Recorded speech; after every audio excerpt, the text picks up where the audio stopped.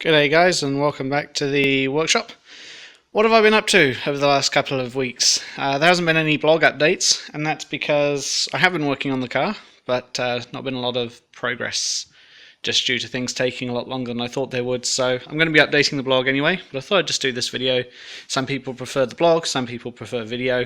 Obviously the advantage of the blog is I take pictures as I go, whereas these videos are very much what I've been doing rather than what I am doing, just because it's not easy to hold a camera and work at the same time.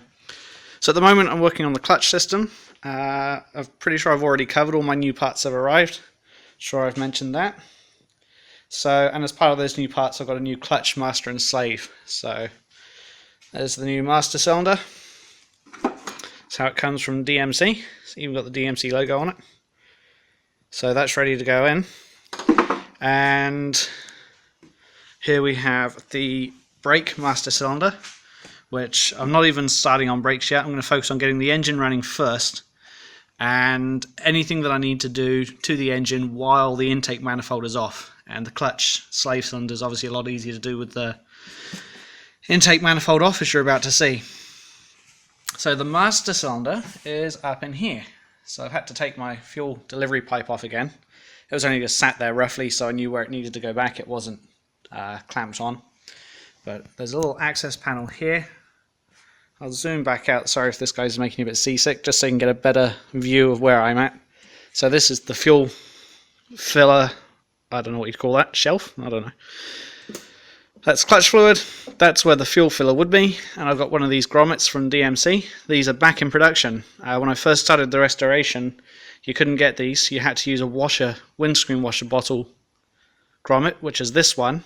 So I got this one, and then a couple of months later, DMC updated their Facebook page and said you can now get these. So I'll use this one to go in the washer bottle grommet anyway, and then this one will go back in here when I'm all done. So clutch and fuel filler. Clutch reservoir, it's quite simple. Just goes through a pipe, down. And at the moment it goes nowhere because I need to replace this. And if we go all the way down here, we can see the master cylinder. It's really easy to get to. I'm hoping I'm not going to have too many troubles getting that undone. And I might take this today as well, because today I'm getting a new clutch line, which I'll show you. If we head around to the back of the car, this is where all the work's been at the moment. Here's the webcam. It's an old ThinkPad tablet I've been using for the webcam. And if we head around into here, not too sure how much you'll be able to see, but I've had to pull pretty much the whole thing apart down here. I might just grab a torch, just one moment. Well, that hasn't really helped a lot, but just to give you an idea of how frustrating this was. Over here we've got the distributor. If I had to take the distributor cap off. And then down here we've got, this is the heater hosing, which if any of you are on the DeLorean owners forums, you would have seen what I was asking where this one here goes into. There's actually a plenum on the other side of this head that it plugs into.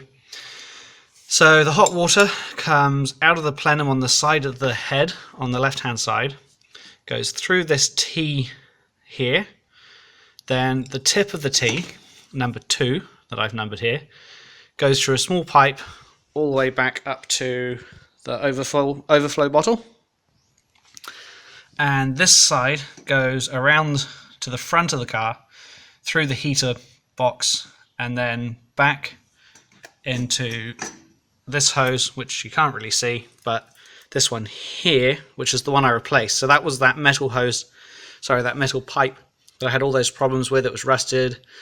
Either DMC don't have replacements, or I couldn't find them, or something. I don't remember why, but I just thought it was easier to replace the whole thing with a standard heater hose from the joint under the car all the way up into the back of the water pump. If you'll excuse the rags. So it just hose clamps on there. That was a mission. It really was. Well, every job in this car is a mission, but anyway, let's focus on what we're working on here. So down under all of this, so you've got the hoses, obviously you've got the distributor. Down here, in this gap here, it's not coming up too well on the video, is where the clutch slave cylinder sits, and that little bar there, that is what the clutch cylinder actuates, and it goes onto this, what they call the fork here, which goes into the top of the bell housing on the transmission and actuates the clutch. So I've never done a clutch cylinder before, so this was interesting that I thought this part would be part of the cylinder, but it's not. That just sits there, and the cylinder's got a indentation that actuates it. So to get that out, we had a few things actually. We had a crowbar on the fork pushing it away from the cylinder so that we could get the cylinder out. And the other thing we had a lot of problems with is the clutch line comes up this side and actually stops about here-ish and goes into the side of the cylinder, and I'll show you that in a minute. But to get the fitting undone, we had to use a screwdriver to pull these lines back out of the way like that, and then we had a spanner, or a wrench as the Americans say, down here on the fitting on the clutch line. Even with that, the spanner was either hitting against the wall here or it was hitting the distributor here, and no matter how hard I tried, I just could not get it undone. So after about 2 hours of trying, I eventually decided to undo the other end, which I did think of before, but I couldn't quite find where it went to under the car. And then when I did find it, I'd lost my 13mm wrench and couldn't undo it anyway, and then found out that it wasn't even a 13mm nut. So on and so forth. It was a bad day. So that is actually what I ended up doing in the end. That fitting on the clutch would not undo at all, even when I could get a wrench or a spanner on it, and even using the hammer. So I had the wrench on it and I was bashing the wrench with a hammer. It was not coming undone. All it was doing was bending the clutch line. So here we have the clutch line. That's the slave cylinder, which I'll show you in a moment. And this here, and I couldn't get it to focus in the pictures, but you can see how much damage there is. Maybe if I put it that way. This camera doesn't like small things. It does not like to focus. You can see there actually where the edge is rounded a little bit. No matter what I put on it, all I was doing was just rounding it. And even once I had taken the whole thing off, to get it to undo, I had to use a wrench on here and vice grips on the other side, and I had to pound it with a hammer. It was that tight. It was crazy. So today I'm going to be getting either a new fitting, or possibly, if I can, I'm going to go see the boys at NZ, a whole new line, because I think this might have bent when I was undoing it.